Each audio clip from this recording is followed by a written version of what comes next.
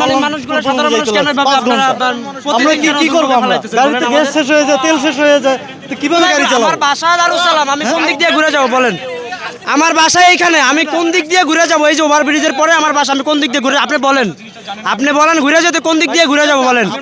আমার বাসা এই পাশে, আমারে বলেন ঘুরে যাইতে, আমি কোন দিক দিয়ে ঘুরবো বলেন আমাকে? আপনারা আমাদের প্রতি একটা মনে করেন যে একটা ভ্রান্ত ধারণা আপনাদের তৈরি হয়েছে, ঠিক আছে? আপনাদের দাবিটা কি? আমরা গতকালকে সেম একই ঘটনা করছে, আজকেও সেম একই ঘটনা, তাহলে আমাদেরকে কেন আপনারা এই দুর্ভোগে ফেলাইতেছেন? পরীক্ষা শেষ বলি শোনেন, আমাদের এই শোনেন ভাই, সাধারণ মানুষ গ্রাউন্ড না করে সাধারণ আপনার গভর্নমেন্ট অফিসার এগুলো গ্রাউন্ড করে। এটা সমাধান কি রাস্তাতে হবে? আমাদের তো আঙ্কেল, এটা সমাধান কি রাস্তাতে হবে না মন্ত্রণালয় হবে? আঙ্কেল শুনেন, আপনি সচিব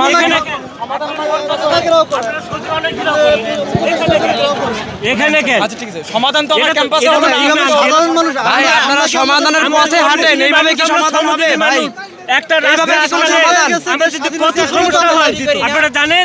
একটা জেনারেশন কতটা বেপরোয়া হয়ে উঠতে পারে আপনি বুঝতেছেন? প্রত্যেকটা দিন এইভাবে রাস্তায়, মানে প্রতিদিন মানুষের দেখেন শত শত গাড়ি আটকে আছে, অ্যাম্বুলেন্স আমি আসার পথে দেখলাম 2-3টা অ্যাম্বুলেন্স না, না, আটকে আছে। এখন আমাদের কি করতে মানে হবে এটার জানেন? করণীয় কি? এটা শেষ